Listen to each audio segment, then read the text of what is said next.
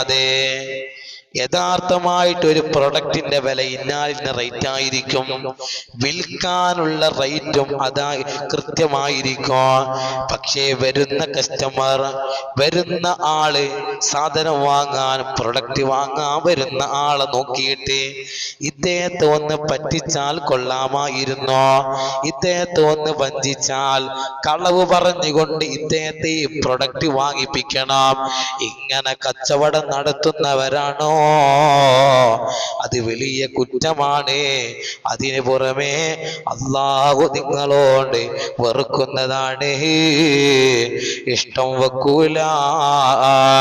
മറിച്ച് ഒരു ബിസിനസ് നടത്തുമ്പോ, ഒരു കച്ചവടം നടത്തുമ്പോ അതിൽ കളവില്ല, അതിൽ വഞ്ചനയില്ല, അതിൽ ചതിയില്ല, അങ്ങനെയുള്ള കച്ചവടക്കാരന് അല്ലാഹുക്ക് വലിയ ഇഷ്ടമാണ്.